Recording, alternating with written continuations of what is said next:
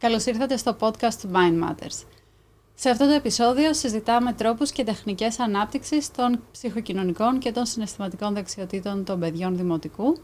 Σήμερα έχουμε καλεσμένη μαζί μας την Ελένη Καρμπουνάρη, εκπαιδευτική ψυχολόγο, η οποία θα μιλήσει για τις τεχνικές και τους τρόπους με τους οποίους μπορούμε να βοηθήσουμε τα παιδιά να αναπτύξουν αυτές τις δεξιότητες. Είμαστε πολύ χαρούμενοι που είστε σήμερα εδώ μαζί μας. Ευχαριστούμε πολύ που ήρθες. Αρχικά θα θέλαμε να μάθουμε κάποια πράγματα για εσένα όσον αφορά την εμπειρία σου, το έργο σου στην υποστήριξη της ψυχοκοινωνικής και της συναισθηματικής ανάπτυξης των παιδιών δημοτικού. Ωραία. Επαγγελματικά, εγώ είμαι σχολική ψυχολόγος, οπότε σχολική εκπαιδευτική ψυχολόγος. Οπότε το φάσμα με το οποίο ασχολούμαι είναι τα παιδιά και οι έφηβοι. Στόχος μας είναι να ενδυναμώνουμε τόσο συναισθηματικά όσο και μαθησιακά τα παιδιά, για να νιώθουν τα ίδια ασφαλή και να νιώθουν καλά μέσα στο σχολικό πλαίσιο, αλλά και το οικογενειακό περιβάλλον. Ταυτόχρονα μαζί με τα παιδιά δουλεύουμε και με τις οικογένειες τους γονείς τους συνήθως, και επιδιώκουμε ταυτόχρονα να έχουμε συνεργασία και με τους εκπαιδευτικούς των παιδιών για να μπορούμε να τα στηρίζουμε και μέσα στο σχολικό πλαίσιο. Τι σημαίνει για σένα η έννοια της συναισθηματικής ανθεκτικότητας για τα παιδιά? Υπάρχουν συγκεκριμένοι τρόποι με τους οποίους εκδηλώνεται? Πώς μπορούμε να τα εντοπίσουμε? Συναισθηματική ανθεκτικότητα δεν σημαίνει ότι το παιδί είτε δεν στεναχωριέται, είτε δεν αγχώνεται, δεν λυπάται. Το αντίθετο, κάθε άνθρωπος βιώνει αυτά τα συναισθήματα, ειδικά τα παιδιά. Το θέμα εκεί που εστιάσουμε είναι τα παιδιά να μπορούν να αναγνωρίζουν τα συναισθήματά τους, να μπορούν να τα χειρίζονται και να επανέρχονται είτε μετά από μια αποτυχία, είτε μετά από δύσκολα συναισθήματα, είτε ζητώντας βοήθεια, είτε ήδη μαθαίνοντας τρόπους και τεχνικές για να μπορούν να εφαρμόζουν και να επανέρχονται μετά από αυτές τις αποτυχίες. Ο τομέας της οργάνωσης της μάθησης, για τον οποίο θα μιλήσουμε σήμερα, είναι πραγματικά πολύ σημαντικός και έχει διάφορους άξονες οι οποίοι περιλαμβάνονται σε αυτόν. Μεταξύ των οποίων είναι η αυτοπεποίθηση, η ανάληψη ευθυνών. Πώς μπορούμε λοιπόν να υποστηρίξουμε την ανάπτυξη της αυτοπεποίθησης στα παιδιά και την πίστη στις δυνατότητές τους? Να ξεκινήσουμε, Αντρεανή, λέγοντας πως αυτοπεποίθηση είναι το να έχουμε πίστη στον εαυτό μας. Οπότε αυτό σημαίνει κατ' επέκταση ότι έχω τον έλεγχο και νιώθω αρκετά καλά με τον εαυτό μου ότι μπορώ να χειριστώ καταστάσεις. Πολύ συχνά λέμε στα παιδιά μπράβο που κατάφερες να πετύχεις, να πας πολύ καλά στο διαγώνισμα, ή μπράβο γιατί ήταν πολύ ωραίο, είναι τέλειο αυτό που έφτιαξες, το σχέδιο που έφτιαξες.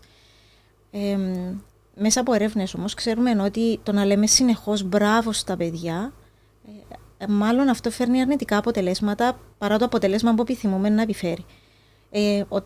Ο πιο ασφαλής τρόπος για να καλλιεργήσουμε την αυτοπεποίθηση στα παιδιά είναι ρωτώντας τα να καταλάβουμε πώς σκέφτηκαν για να φτάσουν στο αποτέλεσμα. Άρα τα ίδια μέσα από την εμπειρία τους να νιώθουν ικανά. Για παράδειγμα, για πες μου πώς κατάφερες να πάρεις 20 στο διαγώνισμα των μαθηματικών. Άρα το παιδί μπορεί να καταλάβει, να αναστοχαστεί, ας πούμε, ότι διάβασα, έμαθα καλά αυτά που έπρεπε να μάθω. Στο διαγώνισμα ήμουν ψύχρεμος, ήμουν ψύχρεμη.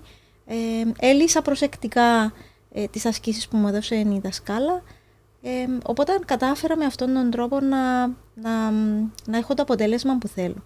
Μέσα από αυτήν τη διαδικασία τα παιδιά δεν στηρίζονται μόνο στην εξωτερική επιβράβευση, αλλά τα ίδια μαθαίνουν πώς να στηρίζουν τον εαυτό τους. Ποιες είναι οι πρακτικές που συμβάλλουν στην καλλιέργεια της ανάπτυξης της αυτοπεποίθησης των παιδιών και την ικανότητά τους να πιστεύουν στις δυνατότητές τους? Μπορούμε να ξεκινήσουμε θέτοντας μικρούς και ρεαλιστικούς στόχους. Μέσα από αυτά το παιδί μαθαίνει, καταλαβαίνει ότι αν θέσω ένα στόχο ο οποίος είναι μέσα στα δικά μου πλαίσια μπορώ να τον πετύχω. Πετυχαίνοντας το στόχο, νιώθει πιο έτοιμος να δοκιμάσει κάτι πιο δύσκολο. Οπότε σιγά σιγά, βήμα-βήμα, είναι σαν να ανεβαίνουμε μια σκάλα, μπορούμε να βάζουμε πιο δύσκολους στόχους μέχρι το παιδί να καταλάβει ότι είμαι ικανός να πετύχω αυτά που θέλω. Ταυτόχρονα μπορεί να... Πολύ σημαντική είναι επίσης η ανατροφοδότηση που δίνουμε εμείς οι ενήλικες στα παιδιά. Και εδώ χρειάζεται να είναι ειλικρινής η ανατροφοδότηση μας. Οπότε να καταλαβαίνει το παιδί τι κάνει σωστά, τι μπορεί να βελτιώσει, τι μπορεί να αλλάξει για να φτάσει στο επιθυμητό αποτέλεσμα. Υπάρχει κάποιος τρόπος με τον οποίο θα μπορούσαμε να ενθαρρύνουμε τα παιδιά να βλέπουν τα λάθη τους ως μέρος της διαδικασίας της μάθησης? Ναι, πολύ ωραία ερώτηση.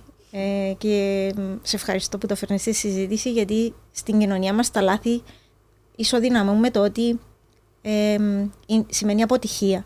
Και πολλές φορές τα παιδιά μέσα στη διαδικασία μάθησης μπορεί να νιώσουν ότι μια αποτυχία σημαίνει που έχουν σε ένα διαγωνίσμα ή στα μαθήματα τους, μπορεί μέσα από αυτό να πιστέψουν ότι μήπως τελικά δεν είμαι ικανός.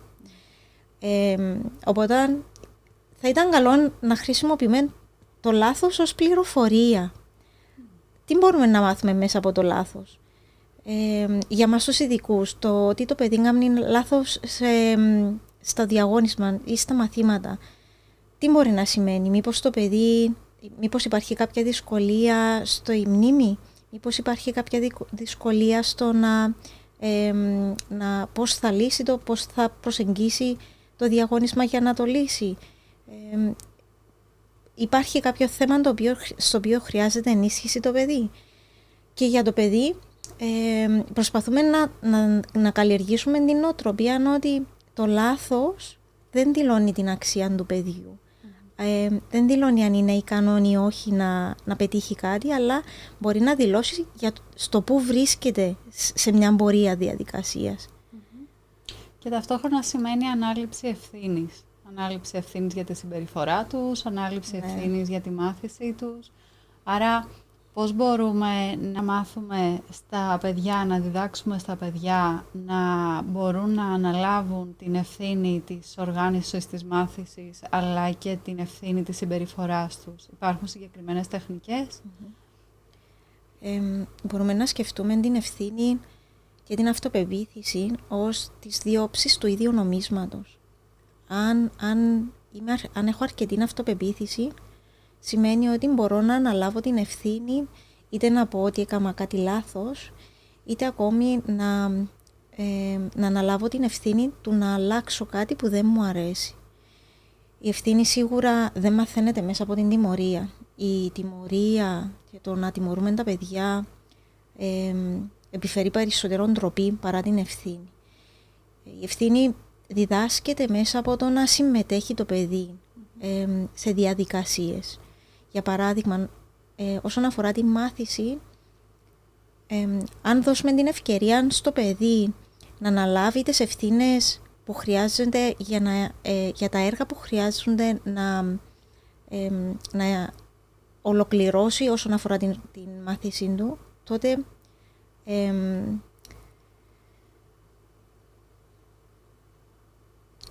θα καλλιεργηθεί η ευθύνη πώς μπορώ να ολοκληρώσω έναν έργο. Για παράδειγμα, αν δώσουμε την ευκαιρία στο παιδί να ετοιμάσει τη σχολική του τσάντα, τότε θα ξέρει ότι τι χρειάζεται να βάλει μέσα στη τσάντα, ποια μαθήματα έχει την επόμενη μέρα τα οποία χρειάζονται να είναι στη τσάντα, χρειάζεται να ετοιμάσει την κασεντίνα του, και με αυτόν τον τρόπο σιγά σιγά, βήμα-βήμα, σταδιακά, μαθαίνει να εμπλέκεται σε διαδικασίες στο οποίο το ίδιο έχει την ευθύνη. Όσον αφορά τη συμπεριφορά, επίσης επιτυχάνεται σίγουρα μέσα από την ποιοτική επικοινωνία. Για παράδειγμα, θυμάμαι έναν περιστατικό στο οποίο έναν παιδί ασκούσε εκφοβισμό σε άλλον παιδάκι. Όταν ενημερώθηκε ο γονέας, η αντίδραση ήταν Εντάξει, είναι παιδί ακόμη, δεν χρειάζεται να το χειριστούμε. Αν εμείς ως ενήλικες δεν έχουμε τη διάθεση να εμπλακούμε σε τέτοιου είδους συζητήσεις, πώς μπορούμε να διδάξουμε στα παιδιά την ευθύνη? Ναι, έχεις δίκιο και είναι πάρα πολύ ωραίο αυτό που μας λες, ότι ξεκινάμε από μικρές πράξεις για να μπορέσει σταδιακά να αναλάβει μεγαλύτερες ευθύνες. Μέσα σε αυτό το κομμάτι, τι ρόλο έχει η σωστή διαχείριση του χρόνου, πώς μπορούμε να τα υποστηρίξουμε για να μάθουν να διαχειρίζονται σωστά το χρόνο τους ή να έχουν τον αυτοέλεγχο της μάθησης τους και την οργάνωσή τους? Είναι πάρα πολύ σημαντικές δεξιότητες αυτές και χρειάζονται τα παιδιά.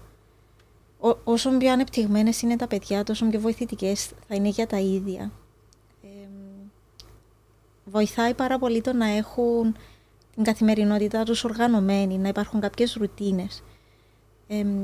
Αυτό τα βοηθάει να ξέρουν ότι υπάρχει μια σταθερότητα στο πρόγραμμα, να ξέρουν τι θα ακολουθήσει, με ποια σειρά χρειάζεται να γίνουν κάποια πράγματα και με ποια σειρά μπαίνουν οι προτεραιότητες. Είναι πιο σημαντικό να ασχοληθώ με το κινητό ή χρειάζεται πρώτα να ολοκληρώσω τα μαθήματά μου?